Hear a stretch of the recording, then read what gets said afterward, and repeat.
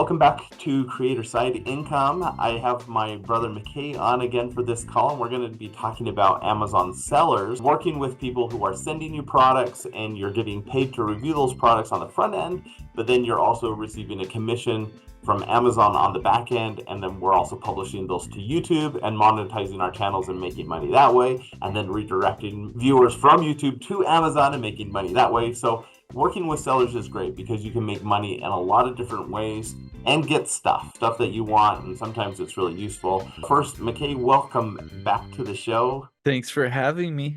You just say hi at that point, and then Hi. that way it's official. We're in an interview style. We did just do another episode, and it was split screen, so now we're trying this as speaker view. So it's one of us at a time, and I blurred my background, and he centered his frame, so it looks like it's a completely different day. We're doing a totally different thing, bringing as much value as possible to you, our viewer audience. So we are going to talk about Amazon sellers today. How did you first start working with Amazon sellers? Because you're the one who told me about, like, you can make money this way. I've been doing this long enough that people have been reaching out to me for a long time. I I think typically there's probably at least two ways I know of that sellers will reach out to you. The first way is whatever contact information you have on your social media. So if you have a YouTube channel and you got your email address on there, that's probably where I get most of my incoming emails from agents or sellers. But the other way is, and I can't really verify this, but I've had enough people tell me this. There are lists that go around. Like there are lists that people have once you've been doing this long enough. In fact, I think there's websites that even curate these lists. You can buy lists, and so you can get categories of reviewers or influencers, content creators, whatever, and what they do. And so I've had people contact me from this list, or I've had people contact me and say, "Hey, my colleague said to reach out to you and see if you can help me with this." So I think those are the most common ways that you'll get contacted. But ultimately, the more social media presence you have, the more likely it is someone's going to contact you. Yeah. Now, for me, the frustration at this point is too many people contact me, and I spend a lot of time just sifting through emails, responding to people. Do you respond to everyone who contacts you, or if you know it's not going to be a good fit, do you just ignore it? What do you do there? I typically respond to most people, and the reason why is I found if I don't respond, I'll get more follow-up emails than if I do respond, with just a rejection or something like that. So for that reason, I typically do respond to most people. And to be clear, I have like templates in Google. So I just press a button, press another button, that's it, and I'm done. Yeah. Now let's talk about those templates. Let's say you're going to get an email that says something like this. Hi, McKay. I've been following you for a long time and admire your work. Your creative vision is incredible, and I think that you would be a good fit for our company. We would love to collaborate with you. Here is our newest product, Amazon link. We would send this to you for free in exchange for a shoppable Amazon video or a YouTube video. Are you interested? How do you respond to that? Oh, your biggest fan, Yeah, or yeah, whoever. or whoever. Yeah. But I'm definitely your biggest. I have a lot of pretty big fans. So yeah, I do respond to all of those, and for the most part, I just keep the same template. So I will say there's three categories of emails I get. The first category is someone reaches out to me with something that's genuinely unique or cool or I'm interested in and I absolutely want it. The second category is things that I think are pretty cool, but I already have probably several of them. I don't need any more. So the product itself wouldn't be a benefit to me. And then the third category would things I'm just absolutely not at all interested in.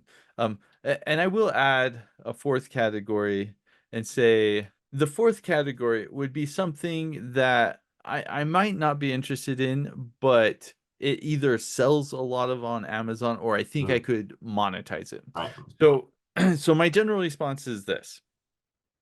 if it's something I'm remotely interested in, or, well, okay, let me back up. I have an email template that basically says, thanks for reaching out to me. For me to create a 1 to 2 minute Amazon video, I charge this amount. For me to create a 3 to 5 minute YouTube video, I charge this amount. For me to create a video for you to give to you, and I'll give you the usage rights, I charge this amount. That's my basic email template. That's what I send to most people. Now, if I'm interested in the product, if they pay me, then that's the template that goes out. If I'm not interested in the product, then I increase that price to something where if they paid me that price, I would be interested in that product. Um, if they offer me something that I absolutely want, I'm interested in, that's when I would write out an email and say, "Hey, I am interested in that. That sounds that sounds great to me." Okay. So I've started using a similar template after talking to you, and what I found is this does stop the conversation for a lot of people, because if you say, sure, I would love to review your billiard cute tips to put on my pool, whatever those things are, it will cost $100.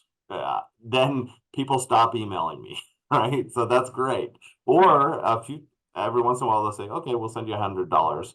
What you want to do. My problem, and I'm seeing this more and more, is I set this higher thing and they'll say, that's not a problem. I'll pay you what you want. We just need a video that's 1 to 2 minutes. It should be horizontal, and I need a sales report at the end of each month. How do you respond to people who ask for a sales report? So this very recently happened to me, and this doesn't actually happen to me all that often, but I simply say, yeah, I offer sales reports to people who offer me higher commissions. So when you give me a higher commission, I give you the sales report.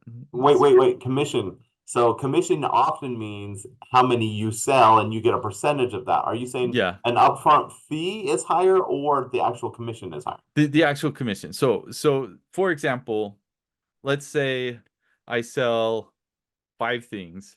I'll send them a report. They offer me 5%. I tell them what the price is and they pay me. That's the theory. I haven't really done this a lot, but I do tell people up front, I'm not going to give you a sales report unless you're paying me commissions for what I've sold you. Like, it doesn't benefit me. Like, and to put some perspective on this, these people who are contacting us, these are agents. This is their job. They need this report to go to their boss and say, Right. I contacted this person and look, he's doing a good job. He's selling a lot of things. But I tell them up front, like, I'm not going to do that for you unless there's some other incentive. Now maybe if they are paying me up front. In fact, just this morning I responded to an email. This person is going to pay me to do a video, and I said, I will one time I'll give you a report like after 1 or 2 months, but anything beyond that, then you will need to pay me a percentage of everything I sell. Yeah. I say no to all of these because I don't want to make monthly reports, but also so there it becomes problematic because with Amazon, you can't send their downloaded reports. That's against their terms of service. So what do your sales reports look like? Like what are you actually sending these companies? So I've made my own Google form where I download the report, I put it in a Google spreadsheet, and then I just filter by the ASIN, and then I just copy and paste that. So it's not the entire report, it's just everything I've sold for them. Okay. And And I don't know if that is like I think you can actually send the report to people. I don't think that's against Amazon's terms of service. So you got homework to do now. I'm not gonna look that up. You can. I'm not looking it up either because I don't like, for me, it's not worth the effort of doing a monthly report, even if they're going to give me 10% instead of 3%, Well, because that's a if lot you're of work. if you're selling a lot, then it's worth it. And I think Yeah. that's the So it'd have to be difference. a high ticket item that sells a lot. Yeah. So, and I've had zero opportunities in that area. People are not gonna, give me 20% commission on my hangers and light bulbs. So, okay, well, that's good to hear because I when I respond, I usually just say, I'm not willing to do sales reports. This is not a good fit. And people seem to respond, if you're honest with them and say, this is not a good fit, best of luck to you, people typically respond really well. Occasionally, however, and I'm curious how you deal with this too, someone will send me a thing and say, pick anything on this list. And I'll say, nothing on this list really appeals to me. So then they'll send me another list and say, pick anything on this list. And I'll say, all right, well, these three things will work. I charge this cost, and they'll say, well, we can't do that. Can you do it for $5 or for free? And this is our first collaboration in good faith. We want to work with you for a long time. Can you do it at this discounted price? And I'll say, no, it's just not worth my time. And then they keep emailing back and back. What do you do in those situations where they're just not leaving you alone anymore? That's interesting. So I don't think I've really had the experience where people keep on emailing me, and if I say I'm not interested, they keep on emailing me. Um, I think a part of that goes back to my template is I will send my template and say my cutoff is $1 million, and they say we can't afford $1 million. Then I say, I'm sorry, I just won't do a video for less than $1 million. So for the people like that, I two emails at most is what I have to go through. Uh, since you kind of brought up that style of person sending you lists of things, I do want to bring up that I think one thing that's really important is getting a good relationship with some of the agents you work with, because, and I think you do the same thing. I have probably about 6 or 7 agents that I'm working with where they'll say, pick two things, we'll pay you $50 for the things you do a video for. And these are things I'm not interested in. They're these knickknacks, worthless things, but I can do a video, upload it, edit it in 20 to 30 minutes or less. That's worth it for me for $50. And I have enough of these agents that I know once a month I'm going to get a list of stuff. I submit 2 of them. They come in the mail like 4 months later. I do the video, I upload it, and that's nice for me because it's not a passive income, but it's like if this is a job, I'm putting forth work and I'm getting paid really well for the work I do immediately. I know I'm getting a steady income from all these agents just doing kind of these smaller ticket items that I'm not really that interested in. A lot of times they're kind of like these toys or knickknacks. I have 4 young boys, so it's great. I can just give them, they're happy for a few minutes, and it works out well. Yeah, I love those lists too because, as you mentioned, they come either the last or the first day of the month, and you want to act on it fast because they'll, if a lot of people say yes to the products you want, then you're out of luck and you have to pick something else. But you go through this list and you can easily see, oh, here are 2 or 3 things that I can review that take zero effort. It's pull them out of the bag, show what it is, you're done. Like really little that effort that's needed. all you can do for some of Right. these things. It's just show what it is because it's, Yeah, it's a yeah, knickknack that you put on your shelf or it's a party yeah, favor or something. yeah. So I love those too. And so I have, just like you do, I have certain sellers that every month, and it really does take a while sometimes with shipping. I keep a spreadsheet and to confirm the date. So I have a date of confirmed that they're going to send me these 2 products. And then if they haven't come after a month or 2, then I send them a follow-up and be like, hey, you said you were going to send me this, it never arrived. And then typically it arrives in the next few weeks. But those are really great. Here's a question I have with you with those particular kinds of sellers with these lists. So I know that you and I have a few of them in common, and you are getting paid more per video than I am. So you're at the $50 level, I'm at the $30 level for these really easy to make videos. I've tried to get them to increase the commission, and they'll say, no, that's the most we could ever pay, but I know they're paying you more. Have you experienced the same thing where it's almost impossible to, wherever you start with these sellers, that's where you're stuck for the rest of your life? Or have you found a way to actually move up a tier and get paid a little more? Yeah, I've experienced both. I think the most common thing is um once you set a price, that's going to be your price. And if you want a higher price, it's probably going to be easier to just drop that person and find someone else. Or, and I've had this work a few times, I'll just tell them, I'm sorry, I can't do a video for $30 anymore. I charge $50 now. I'm so sorry. Um, and about half the time people are like, okay, well, I guess we're not working together anymore, which is fine for me. And then the other half of the time people are like, well, okay, then I'll start paying you $50. So I think a lot of that too goes back on quality. And now I'm not saying my videos are amazing when I do stuff like that, but I do look at other people's videos, and most of the time it's easy to say, okay, well, all I have to do is make a video better than these other videos. And most of the time that's pretty easy. Most of the time that just means actually showing the product in use or something like that, or doing something more than simply unboxing it. So I think that's that is why sometimes I can increase the price, or get these $50 items, is compared to others in the space that we're in, which is kind of like the low end product reviews. I can do a little bit better than other people. So that's kind of the advantage you can get. Yeah. Now, we should have said this at the beginning because here we are doing advanced tips, but when we talk about the low end, we should talk about, for those of you who aren't doing a lot of this right now, what's the potential here? Can you make a full-time living working with sellers? How does that work? So you don't have to give actual dollar amounts, but give us a ballpark. How many sellers are you working with? How many emails do you have coming a day or a week? How much like monthly income on the front end of working with sellers, and if you have any sense of the back end, how much you're getting long tail. Can you disclose any of that to us just so we kind of have a sense, and I can share mine as well. While you're pulling that up, the first thing for me is communication. This takes a lot of my time.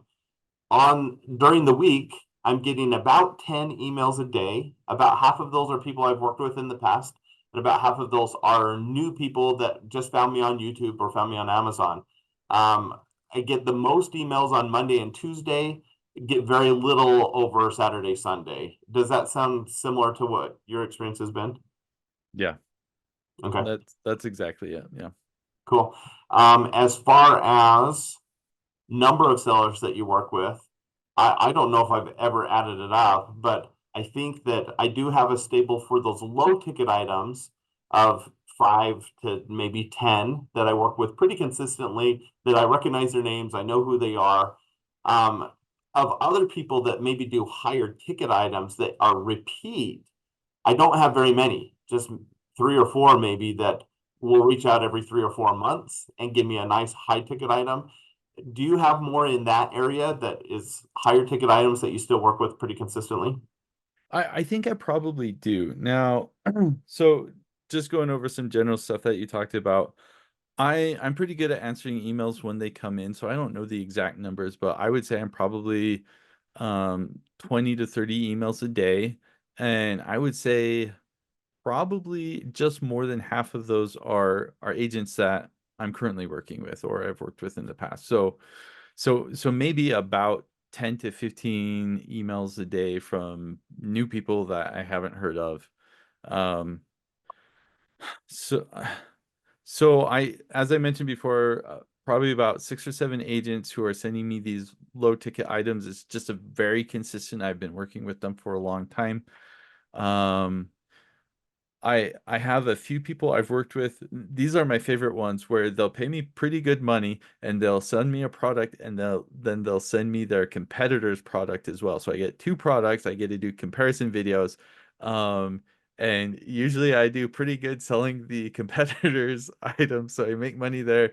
They pay me money up front. And I do have I feel like most of the people I work with, so there are some agents who are just kind of like a one and done, just a random product. But for agents who work with a brand, I usually get to work with that brand more than once.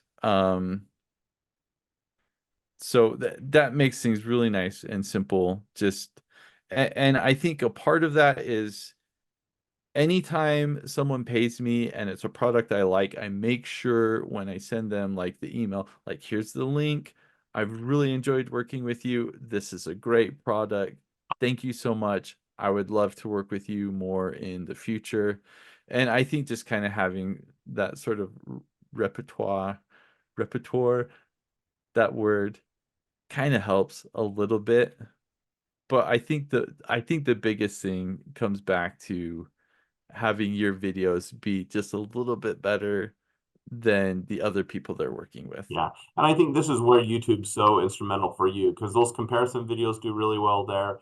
I would guess you're getting a lot more inquiries than me because of your YouTube channel, which is a lot bigger and has subscribers.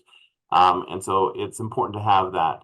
Now, just we want to wrap up with some of the numbers here. Yeah. I do about 15 sponsored videos a month on average, and I make between $500 and $1,000 on average. That's a normal month for me, meaning about half of my products are selling for about $40 or $50 at the front end, and then I do accept a few free ones because I really want them or it's a high ticket item. How does that compare with what you're doing? Yeah. So I'll go through the numbers kind of just in averages, and then I'll go over last month to give a good idea. This year it looks like I'm averaging roughly $8,000 to $9,000 a month from reviews. Now that's from like everything, Amazon, YouTube, people paying me, whatnot. So for the month of July, and keep in mind for Amazon things, that's 2 months prior that I'm going to be reporting, not the actual earnings from this month since you get paid out in 2 months. But with Amazon affiliates, I got just over $3,000. Amazon influencer, just slightly less than affiliates. And with affiliates, they do have an incentive bonus that was tacked onto that, as well as I think the creator connection, so extra commissions. Then for people paying me money to do videos and also other programs like TikTok, for example, I got paid like $500 from TikTok. All of that in total was just over $4,000. Google AdSense earnings just over $2,000. We sold a few things on classified, $700. In total, I got just under $14,000 for the month. And that's the biggest, or that's the most I've ever earned. So That's a good that month. hopefully that's not a peak, but I don't want to give the impression like this is what I'm seeing every month. But I am seeing a pretty steady increase where like my lowest month this year was about 6,500. Wow. That was in March. You're definitely doing better than me. But for me, the takeaway, and we'll wrap up with this, the takeaway is even if you're doing mostly low quality videos like I do, occasionally make some high quality videos, make sure they're on YouTube. And if those take off, you're going to get more leads for sponsored videos. But you're also, those are what you're making your offsite commissions for. You're monetizing and getting AdSense for those. And clearly those things add up and then it's compounded with time because you've been doing this pretty consistently for at least 5 years. And so it does take a while to get to that point. But even if you started brand new now and did 10 videos a month, that's going to turn into a pretty nice income within a few months. It really doesn't take long if you're making good videos. Yeah. Uh, let me I do want to talk about kind of some experiences I've had that have helped me see some more success. And I'll let me grab this is just an example. This isn't necessarily true, but say someone sends you a razor or you buy a razor. You've done reviews for razors, so you can Yeah, relate. you're trying to get me out of the The Philips video or carousel on that yeah, I have not made much money with razors, but we'll say someone sends you a razor, you do a video of it. A while down the road, you get another razor, you do a review of it. Okay, now you have two razors. Do a comparison video or do a this is what I know about razors. For example, this razor works this way, this razor works this way. Then you do a video on that. Then what happens if you do a good enough job? People start reaching out to you and say, "Hey, I saw you do a razor video. I bet you would like another razor, right? And then you get this influx of emails with people sending you razors. Like that's why I have 20 mini PCs, for example. Like people will keep on sending you that. And this brings up a fantastic opportunity where you can say, I am an expert on razors. Here are the 10 razors I have. Here's what I know about razors. Here's how they work. This is what makes a razor good. This is what makes a razor bad. Here's the thing to watch out for. Put that up on YouTube. Say, here's my favorite. Here's the razor that's good if you want long battery life. Here's the razor that's good if you don't want to spend a lot of money. Give people options. And that's what I've kind of seen kind of do well for me is I just keep on getting the same stuff over and over again because I kind of become an expert in that stuff because people keep on sending it to me. Let me just add to that real quick. You hold on to a lot more stuff than I do. When I get stuff, I get rid of it. I gift it, or if I don't use it, I donate it somewhere. And so I'm not going to hold on to 30 razors. But what has changed for me is when I buy razors. So here's one I have. Oh, I have to move it forward because I have blurred background. There we go. There's my razor. And when I bought one, I needed a new razor. So I, instead of buying one, I bought four so I could compare them. And then I kept my favorite one and I gave away the rest. And so there's a bunch of ways you can do this. We're getting pretty long here. I think we need to wrap up this video. A bunch of advanced tips in this one for those of you who want to work with Amazon sellers or are currently working with Amazon sellers. I think we covered a lot of ground here, but if you do have any follow-up questions, me and McKay like having these conversations. We kind of geek out whenever we can and talk about this stuff. We're happy to re-record or record follow-ups to our follow-ups. So if you have any questions, drop those in the comments and we'll make sure that we cover those in a future episode. I want to have excuses to bring McKay back on here as much as possible because this is really fun for me. So thank you, McKay, for being on, and we'll wrap that one up. Cheers.